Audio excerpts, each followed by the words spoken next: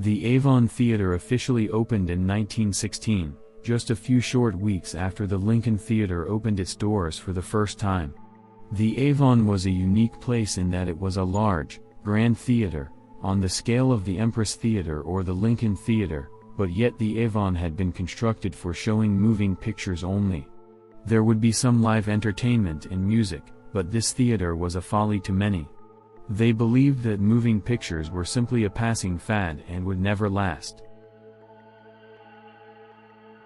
Over the years, the American film industry has defied the odds and has endured. Fortunately, even after a number of near disasters, the same can be said for the Avon. After a bright beginning and a long run of success, the theater was closed down and abandoned, and most feared that it would be lost. For several years, it was said the Avon would soon join most of the other old theaters in Decatur and would be destroyed. But yet somehow, the theater still remains today.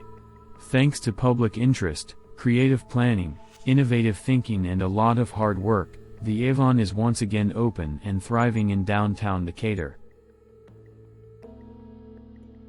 The Avon opened on November 28, 1916 and was decorated with original artwork by Mrs. C.O. Knapp of Bement, a local artist, making the Avon one of the most expensively decorated moving picture houses in the entire country. The ornaments and decor inside of the theater were said to even rival the twin, 7-foot-tall monuments on the posts outside of the building. A third statue was located just above the curtains. It was of a woman, reclining in the nude, and holding a wreath outward toward the audience. On a parallel with this figure, circling the entire auditorium, were bas-relief casts of women's heads.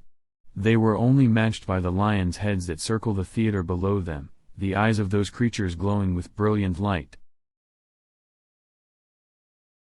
The artwork and the decor were not the only things that make this theater special. The screen was the largest and best designed in the city. Dozens of hours were spent whitewashing the rear wall of the theater in an attempt to make it as smooth and as clean as possible. The film projectors were the best models available, and an orchestra was scheduled to appear on a regular basis to provide musical accompaniment for the films. In addition, the theater was also equipped with a giant pipe organ that was electrically controlled. It was located in 3 different parts of the building so that it would be acoustically correct for the entire audience. The opening night audience was treated to a few words from Decatur's mayor, Dan Deneen, who expressed his appreciation for the theater. He stated that it is unquestionably the handsomest and largest in the state of Illinois, devoted exclusively to moving pictures. He also boasted that, thanks to new businesses like the Avon Theater opening up, Decatur could finally take its place in the ranks of real cities. The Avon became known as one of the most beautiful theaters in the Midwest and prospered for many years. It would not hold on to its crown though, and the years were not kind to the place. After some extensive remodeling that was done in the 1950s, the theater never again had the elegance of its early days. For several years, the building was closed and there was thought to be no chance that the Avon will ever welcome theater patrons through its doors again. The lobby and auditorium fell into poor condition, and the last attempts to restore, or at least to salvage the theater's dignity, met with indifference and a lack of enthusiasm. Until recently, when new occupants began restoring the old building, stirring up years of dust.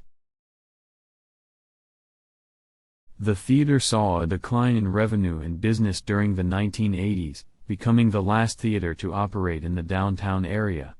By this time, audiences were mainly ignoring the Avon in favor of the new multiplex theaters on the north side of town.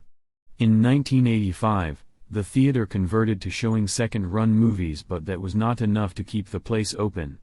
It finally closed down in April 1986. The last of the independent theaters in Decatur had now ceased to exist.